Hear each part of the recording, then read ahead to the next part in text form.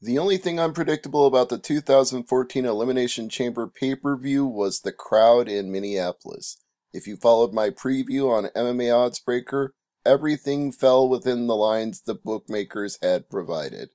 In the pre-show match, Cody Rhodes and Goldust defeated Ryback when Cody hit the crossroads for 3 on Curtis Axel. Well, there was one surprise here. They sent Larry the Axe Hennig down to the ring with his grandson, which I did pop for. That was a nice little surprise. Didn't mean he was getting the win, but at least it was a nice show of moral support if nothing else. In the Intercontinental title match, Big E retained over Jack Swagger with the big ending. Then Wade Barrett came out to deliver some bad news. Russia won more gold medals than the U.S. That's bad news? I guess if you're a gung-ho patriot like Zeb Colter, it might be. The New Age Outlaws retained over the Usos, but only after Billy Gunn got a roll-up with a handful of tights. This brought Bad News Barrett back out, who said that his podium was broken, but that only meant that he was coming down to the level of Daniel Bryan fans, who were going to be sorely disappointed that their Yes movement was an epic fail. In a glorified squash, Titus O'Neil beat Darren Young, and Wade Barrett came back out again, this time to blame the electricians in Minneapolis for doing shoddy work and breaking his podium, then pointing out that Hulk Hogan was inferior to him in both charisma and athleticism. Thank you very much. The hottest match of the pay-per-view by far was The Shield versus the Wyatt Family. Roman Reigns had a chance to get the win at the end when he hit the Superman punch, and he was setting up for the spear, but Luke Harper got in the way to make the save.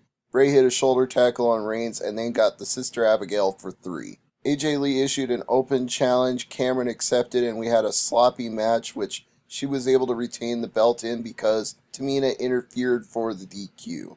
This caused Bad News Barrett to come back out one more time and say that the WWE Network would cause adults to lose their jobs, kids to be truant from their schools, homes to fill with garbage, rats to take over the homes, families to be left out on the street destitute. The crowd took a big crap all over Batista and Alberto Del Rio, even chanting Boo-tista at one point and chanting C, C, C for Alberto Del Rio. Unfortunately, they were not going to get their way no matter how much they made their displeasure known. It turned out to be a Batista bomb for 3 in the end. In the main event of the pay-per-view itself, the order of entrance into the pods was John Cena, Christian, Randy Orton, and Daniel Bryan. That left Cesaro and Sheamus to start the match. Nobody was eliminated until all 6 men were already inside the chamber. The order of entrance into the match was Daniel Bryan, Christian, John Cena, and Randy Orton last. He pissed off everybody so bad that he tried to lock himself back inside his pod to be safe, but Sheamus broke it with a brogue kick. Cesaro gave Orton the big swing for 30 rotations in one of the highlights of the match. Then Christian hit a splash off the top of a pod to eliminate Sheamus, but was immediately eliminated due to a flying knee by Daniel Bryan. Cesaro was the next to go out via STF.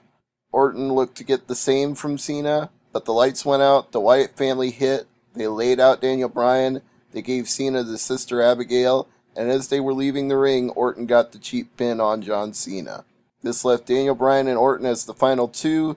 Kane interfered multiple times to stop him from winning. Even when he had the visual pin, the referee was dragged out by Kane. And finally, after a couple of RKOs, Orton got the 3 count. That's how the pay-per-view ended. I'm your recapper, Stevie J.